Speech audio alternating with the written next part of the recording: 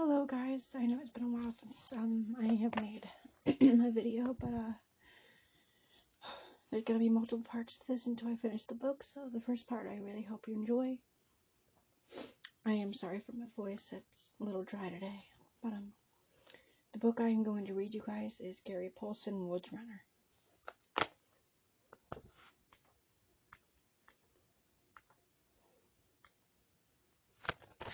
Part 1, The Forest. He was not sure exactly when he became a child of the forest. One day it seemed he was 11 playing dirt around the cabin or helping with chores, and the next he was 13 carrying a 4-caliber Pennsylvania flintlock rifle, wearing a smoked buckskin, clothing and moccasins, moving through the woods like a knife through water. While he tracked deer to bring home for the cabin for meat, he sat down by a game trail waiting for the deer he knew he would come soon. He had heard it. A branch bushing in Harry's side. A twig crackling. Smelled it when the wind blew towards him. The musk and urine of a buck. He checked the printing of his rifle while he waited. His mind and body relaxed. Patient ears and eyes and nose alert. Quiet. Every part of him a rest. He had focus and intense. And he pictured his life and how he lived in two worlds. Sometimes Samuel thought that a line dividing those worlds went right through their cabin. To the west, beyond the small parchment window made of grease-soaked sheepskin scrapped paper thin, lay in the forest. The forest was unimaginably vast, impenetrable, mysterious, and dark. His father had told him that a man could walk west for months, walk as fast as he could and never see the sun. So high and dense was the canopy of leaves. Even close to their homestead, 12 acres clawed out of the timber with a small log cabin and a lean-to for a barn.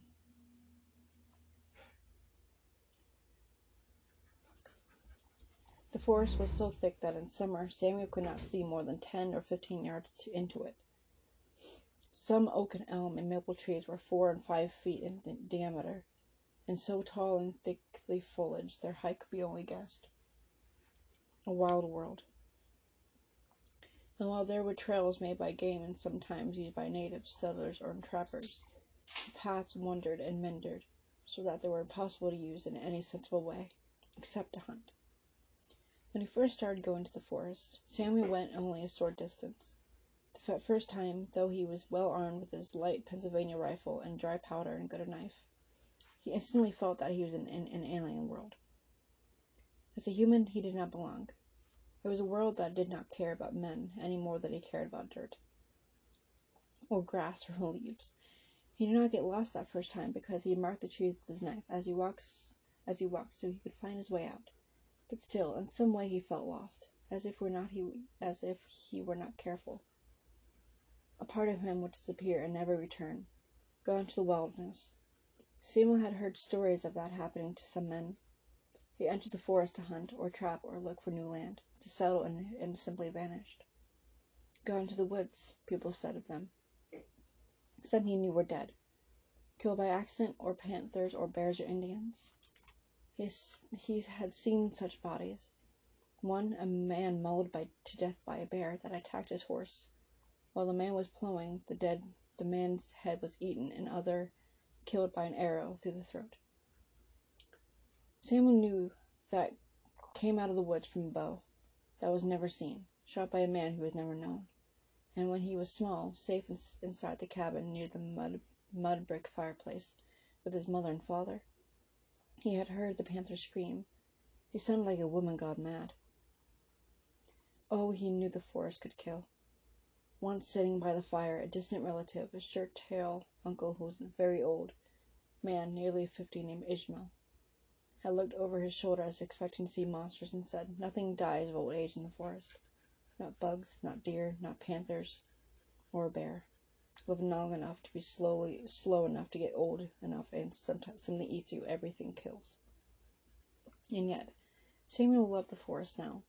He knew the sounds and smells and images like he knew his own mind, his own yard. Each time he had entered, he'd gone farther, learned more, marked more trees with his knife, until he always knew where he was. Now he thought of the deep forest as his home, as much as their cabin. But some men vanished for some other reasons, too, because the forest pulled them and the wild would not let them go. 3 years ago, when Samuel was 10, he had seen one of these men, a man who moved like smoke, his rifle a part of his arm, a tomahawk through his belt next to his slab-bladed knife. Eyes that saw all things, ears that heard all things. One family in a settlement had a room on their cabin that was kind of a store. The man had come to the store to buy small bits of cloth and powder and English flints for his rifle. At the same time, Samuel was waiting for his mother to buy thread. The man smelled of deep forest, smoke and blood, and grease and something green. Samuel knew he was smelled that way too. The stranger could not be still. As he stood waiting, he moved, though he was curious, and nodded to people. As soon as he had supplies for his rifle and some salt, he left. He was there one moment and gone the next, into the trees, gliding on soft moccasins, become part of the forest as much as any tree or leaf his animal has west. Away from the man, away from buildings and settlements land. Now Samuel heard a new sound. He moved his eyes slowly to the left without turning his head, and was rewarded by seeing a tick-infested rabbit sitting by a tree. Although Samuel's parents lived in the wilderness, they were not part of it. They had been raised in towns and had been educated in schools where they'd been taught to read and write and play musical instruments. They moved west when Samuel was a baby, so that they could devote themselves to a quiet life of hard physical work and contemplation. They loved the woods, but they did not understand them, not like Samuel. They had told their son that they did not belong in the towns either. They weren't comfortable in the world of roads, houses, and villages. East of the imagery line in the cabin was what his father and mother called civilization. They told Samuel about the chaos of towns that they escaped. There were noises, hammers changing at blacksmith's forge, chicken leg clucking, dogs barking. To the east lay polished shoes and ordered clothes, and formal manners and enormous wealth.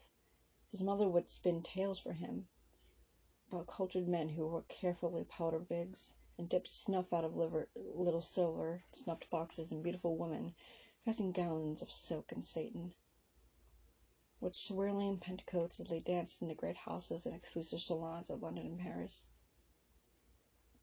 Now the deer stepped out and stood in complete profile not 30 yards away.